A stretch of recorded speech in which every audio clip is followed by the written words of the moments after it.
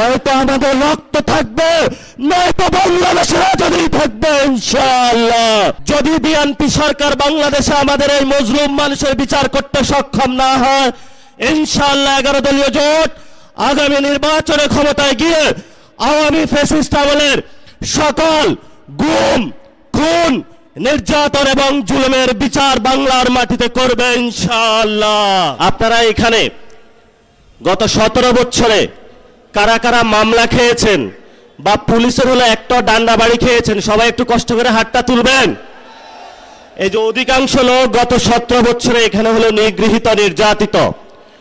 এবং আজকে আমাদের যে ব্যানারের শিরোনাম সেটা আমরা দিয়েছি আওয়ামী ফ্যাসিস্ট কর্তৃক সংগঠিত সকল গুম, খুন ও গণহত্যার বিচারের দাবিতে। গত 17 বছরে বাংলাদেশে কয়েকটি গণহত্যা সংগঠিত হয়েছিল।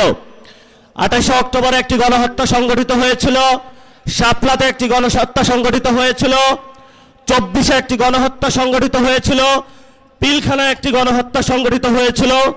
আর অসংখ্য মা বোনের কোলের কত সন্তান যে নিভৃতে চলে গিয়েছিল, সে মুকাদ্দাস ওয়ালি থেকে শুরু করে, সেই নোমানি বাই থেকে শুরু করে বাংলার প্রত্যন্ত অঞ্চলে কত রাজপথ যে রঞ্জিত হয়েছিল রক্তে, সেগুলো বাংলার আকাশ বাতাস এখনো সাক্ষী আছে।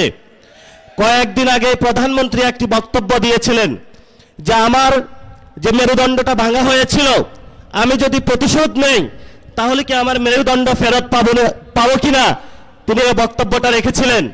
আমি সবিনয়ে মাননীয় প্রধানমন্ত্রীর কাছে জানাতে চাই, এই যে এখানে এতগুলো মানুষ উপস্থিত হয়েছে, যাদেরকে অন্ধকার প্রকোষ্ঠে রাখা হয়েছিল, যাদের বাপকে হলো থানায়, জেলায়, পুরো বাংলাদেশের বিভিন্ন কারাগারে ঘুরানো হয়েছিল, এই মানুষগুলো প্রতিশোধ চায় না, কিন্তু আমরা বিচারে বিশ্বাসী, আমরা বাংলাদেশে বিচার চাই। যদি বিএনপি সরকার বাংলাদেশে আমাদের এই মজলুম মানুষের বিচার করতে সক্ষম না হয়, ইনশাআল্লাহ 11 দলীয় জোট আগামী নির্বাচনে ক্ষমতায় গিয়ে আওয়ামী ফ্যাসিস্ট আমলের সকল গুম, খুন, নির্যাতন এবং জুলুমের বিচার বাংলার মাটিতে করবে ইনশাআল্লাহ। বিচারের দাবিতে আমরা মাঠে ছিলাম, আছি, ভবিষ্যতে থাকব। বিচার নিয়ে আমরা কোনো 1 সেকেন্ডও কোনো কম্প্রোমাইজ করব না। যদি সরকার মনে করে আওয়ামী লীগে ভোট ব্যাংকে যেভাবে একটা সমঝোতা হয়েছে, বিচারের ক্ষেত্রে সমঝোতা করতে হবে, আমরা বলবো আল্লাহর রাস্তে মাপ চাই। বিএনপির ভাইয়েরা, আপনারা নির্যাতিত হয়েছেন, বাংলাদেশের সকল মানুষ নির্যাতিত হয়েছে। নির্যাতিত যারা মজলুম আছে, মজলুমদের পক্ষে আল্লাহ আছে, এই মজলুমদের পক্ষে আমরা থাকবো ইনশাআল্লাহ। লাস্ট যে কথাটা, এই যে ইলেকশন হয়েছে, আমিরে জামাত বলেছেন যদি সেই ইলেকশনের রেজাল্টটা মেনে নেওয়া হতো তাহলে বাংলাদেশে একটা গৃহযুদ্ধ হতো। আমরা বাংলাদেশে একটা গৃহযুদ্ধ চাইনি বলেই এই পর্যন্ত আমরা শান্তি এবং শৃঙ্খলার সাথে রয়েছি। নির্বাচন কমিশনে যে কমিশনারগণ নিয়োগ হয়েছিলেন, সেই প্রস্তাবনা আমাদের কাছে এসেছিল, বলেছিল ভাগ বটরা করে অমুক অমুক ব্যক্তিকে বসাতে হবে। সেই সময় আল্লাহর সহায় থাকার কারণে এই সব গোপন সংলাপ আলোচনায় আমরা রাজি হই নাই।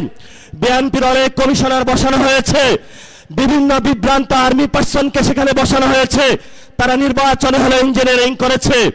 আমরা তো আপনাদেরকে হুঁশিয়ার করে দিতে চাই, এই অনেক কমিশনারদের এক পা অলরেডি কবরে চলে গেছে। এই অবস্থায় আপনারা যদি বাংলাদেশের মানুষের সাথে গাদ্দারি করেন, প্রতারণা করেন, লোকাল গভর্নমেন্টে যদি আবার বাংলাদেশে কোনো ইঞ্জিনিয়ারিং ব্যবস্থা করা হয়, বাংলার রাজপথ প্রজ্বলিত হয়ে উঠবে, আগুনে তপ্ত হয়ে উঠবে ইনশাআল্লাহ।